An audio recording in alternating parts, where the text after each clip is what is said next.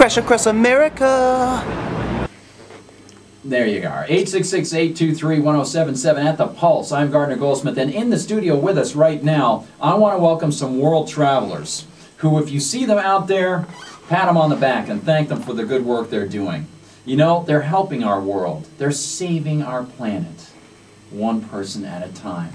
No, I'm not talking about some touchy-feely, heart on their sleeves, you know, dunderhead like Michael Moore. I'm talking about people who take on the deceptive and I think incredibly disingenuous fraud that Michael Moore is. They take on Al Gore, who tells us that carbon dioxide leads to global warming, despite the fact that in his own graphs, carbon dioxide increases follow temperature increases of the world. We're talking about Bureaucrash. It's bureaucrash.com, folks, and it's really cool because they take the hip, anti-authoritarian attitude of the lefties and they turn it right back at them. And they crash their events and expose the left-wing ideology for what it is, which is destructive to you and your livelihood. And here with us right now is Jason Talley of Bureaucrash, along with other members who have been traveling all around North America doing what they call crashes of some major left-wing events. Jason, thanks for coming into the studio here with us. I appreciate it, coming into WTPL.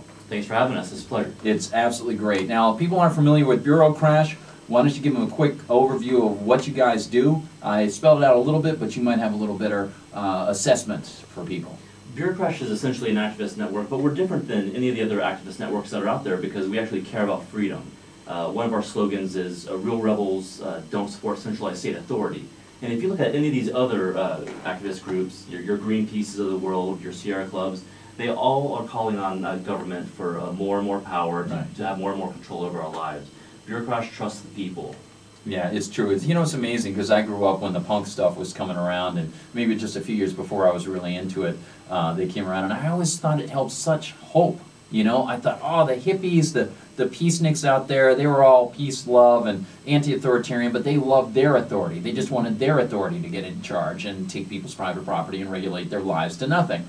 And then I saw the punks and I thought, oh yeah, they're into anarchy. They want to bring down the government. No, they want to bring down the government that's established now, and they want to replace it with a pro-Marxist, Hegelian, leftist ideology that they like. And I thought, oh, this is too bad. They don't understand. They're not anarchists at all. They're socialists and Marxists. Exactly. But, you know, they have generations of great marketing of their ideas. They have the punk rock music and stuff like that. And so that's why it's important for us to be culturally active and, you know, if we can present a hardcore libertarian message and in a compelling, cool way, then you know, we need to do it. Oh, it's a terrific idea. Bureaucrash.com is the website, folks, and one of the key things now with all the website availability you have, you shoot video of these things that you do so that it can spread to people who didn't see them when that happened. Right. And in the past, you wouldn't have gotten that coverage. You wouldn't have gotten even some of the local news people there because they're all within this mindset of leftism ideology. So now you can skirt around it and you'll have hundreds of thousands of hits on something that Bureaucrash did.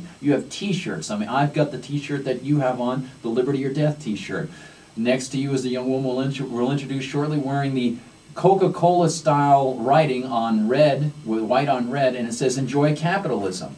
And then we have another one over here that says, Tom's wearing, smoking is healthier than fascism. In other words, don't get the government involved with private property to tell people whether they can or can't smoke on their own stinking private property, and don't excuse it by saying, oh, well, people have to work there and breathe it in. That's right. That's like saying, oh, well, I'm sorry, the owner of the means of production forces people to work for him. He's got to compete for employees, too. That's right. It buys into Marxism. Tell us a little bit about what you've been doing on this tour for Bureaucrash, Jason. Well, we call it Crash Across America, and we've done it a couple of times. This year we're focusing on the Northeast, and so we've been on the road for about a week. It started at the Liberty Summer Seminar in Orlando, Ontario, Canada. And so we've been heading south. You're actually one of our first stops in the States, awesome. New Hampshire. And then we're going to talk to some people with the Free State Project, who we have much love for.